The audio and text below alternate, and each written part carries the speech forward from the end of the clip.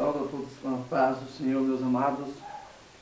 Vamos ler a palavra de Deus aqui no livro de Apocalipse, capítulo 2, verso até o 7, onde diz assim: Ao anjo da igreja em Éfeso escreve: Essas coisas diz aquele que conserva na mão direita as 7 estrelas e anda no meio dos 7 candeeiros de ouro.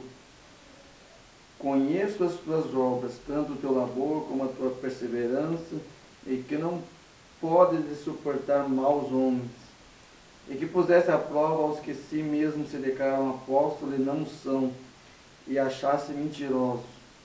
Tem perseverança, suportaste as provas por causa do meu nome, e não te deixaste esmorecer. Tenho, porém, contra ti que abandonaste o teu primeiro amor. Lembra-te, pois, da onde caíste. Arrepende-te e volta a praticar as primeiras obras. Se não venho de ti, removerei o teu candeeiro, caso não te arrependas. Tens, contudo, o teu favor que odeia as obras dos nicolaítas, a quais eu também odeio. Quem tem ouvidos, ouça o que o Espírito diz à igreja. Ao vencedor dar-lhe-ei que se alimente da árvore da vida que se encontra no paraíso de Deus. Bem, meus queridos ouvintes, meus amados da palavra de Deus, por meio da internet, por meio da palavra pregada, eu quero lhe contar um pouco sobre a igreja de Éfeso. Éfeso quer dizer aceitável, desejável. Éfeso era uma cidade grego-romana, no começo da Ásia Menor ali. Ali era uma rota comercial.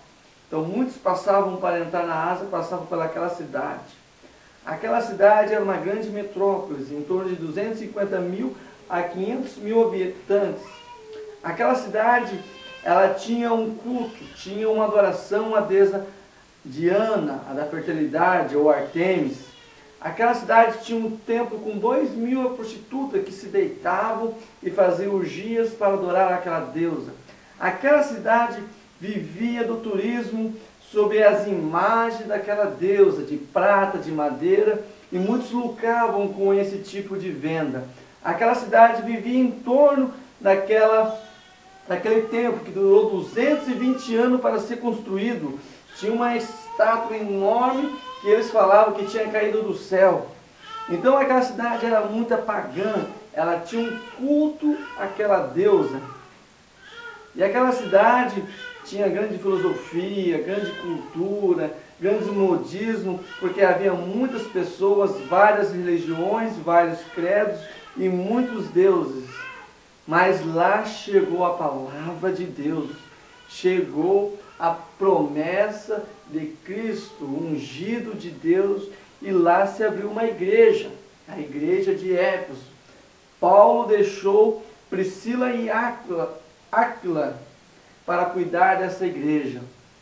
Paulo também pregou muitas vezes lá sobre o Espírito Santo, e houve um batismo com o Espírito Santo. Todas as pessoas receberam um batismo com o Espírito Santo. Então aquela igreja era uma igreja rica. Paulo mais para frente deixara Timóteo para pastorear aquela igreja. E aquela igreja foi uma igreja próspera, cresceu de tal modo que aqueles que adoravam Dianas ficaram com medo, quiseram destruir a igreja, porque aqueles que vendiam imagem para aquela deusa pararam, porque estavam seguindo ao único e verdadeiro Deus, vivo e presente, o nosso Senhor Jesus Cristo. E a palavra de Deus diz que João escreveu à igreja de Éfeso, aos Efésios. Escreveu, primeiramente, aqui diz, ao pastor, ao anjo, ao apóstolo, ao diácono, ao presbítero, o líder daquela igreja. Hoje nós temos muitos líderes, cada um tem uma nomenclatura, uns são pastores, outros são bispos, uns são apóstolos, uns são reverendos, e assim por diante. Mas aquele que toma conta de um rebanho grande, ele é o pastor. Anjo quer dizer mensageiro. Ele é o mensageiro, ele é a voz profética de Deus para aquele povo separado, ele está para cuidá-la, sendo um bom dispenseiro. Aqui diz no verso 1 e 20.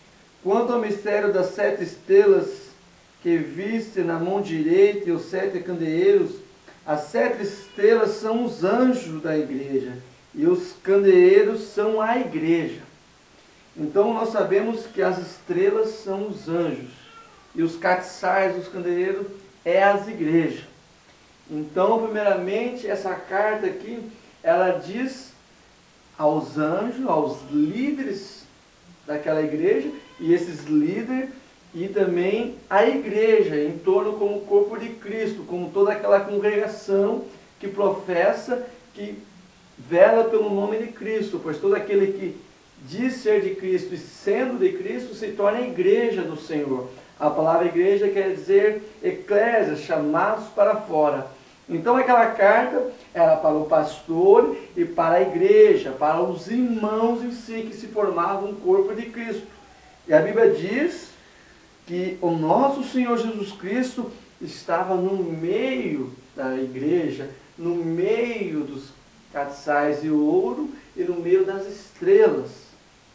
Então o que eu aprendo com o meu Senhor Jesus Cristo, Ele está no meio das igrejas.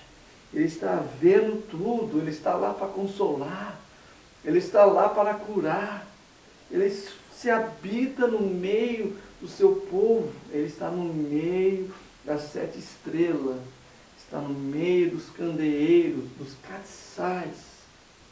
Então nós aprendemos que o Senhor Jesus Cristo está em essas igrejas, e também está em mim, está em você, meu amado.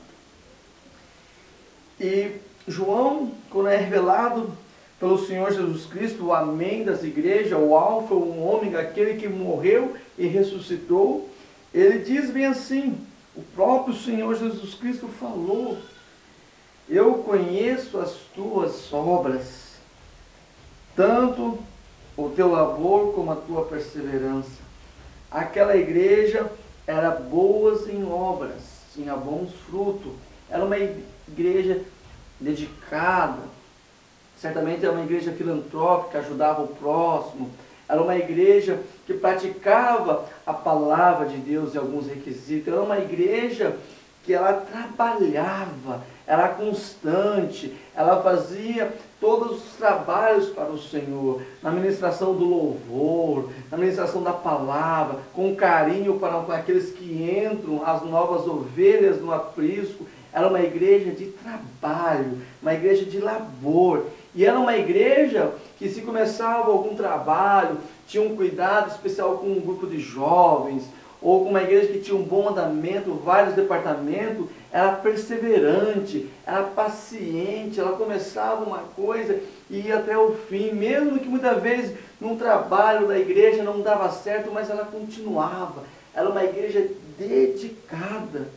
Isso é tão bom quando o Senhor Jesus Cristo vê essas qualidades em você, meu amado.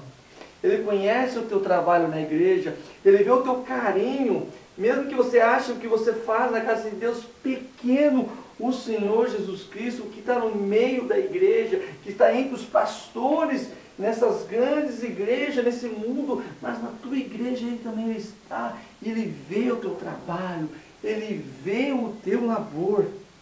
E veja, essa igreja, ó, que não pode suportar homens maus. Veja, esse é um carinho. Muitas igrejas, quando crescem muito rápido, de uma forma desgovernada, entra pessoas más, pessoas enganosas, que entram na igreja como meio de dinheiro, como meio de se autopromover. E essa igreja, ela tinha atenção, ela vigiava. A palavra de Deus diz que os filhos das trevas são mais prudentes que os filhos da luz. Veja que a palavra de Deus diz que os filhos da luz têm que ser simples como uma pomba, mais prudente como uma serpente. Ela via quem estava na casa de Deus, que era verdadeiramente convertido, estava ali, mas como não era uma pessoa maldosa, tinha um dolo, uma má intenção, eles logo apartavam aquela pessoa daquele aprisco para não tornar mais prejudicial. E ela falava assim, ó: e pusesse à prova aqueles que declaram apóstolo e não são, e o achaste mentiroso. Isso, meus amados, é um dos carros-chefe para a minha vida, para a tua vida, para um líder, para um pastor, para um apóstolo, para qualquer for o grande líder. Para mim e para você. Muitas vezes na nossa carreira, nós vemos aqui que há várias igrejas, vários padrões de igreja, várias doutrinas, várias visões, várias interpretações da Bíblia. Então hoje, é muito fácil você achar uma igreja em qualquer lugar. E você pode ver, você pode encaixar numa igreja que se adequa ao seu perfil, uma igreja que faz o teu estilo, o teu jeito de pensar. E isso, por um lado, é muito bom, porque a salvação está abrangente, está para todos.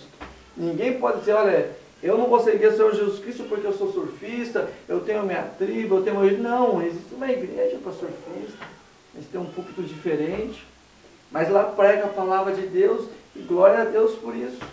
Ah, eu sou mais formal, eu gosto de assim, eu gosto mais de ensinamento.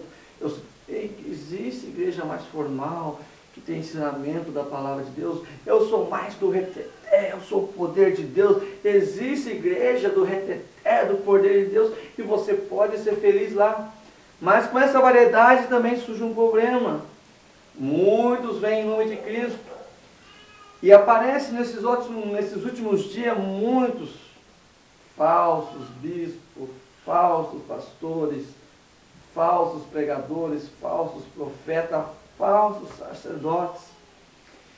E nós não colocamos à prova. Aqui diz, declara um apóstolo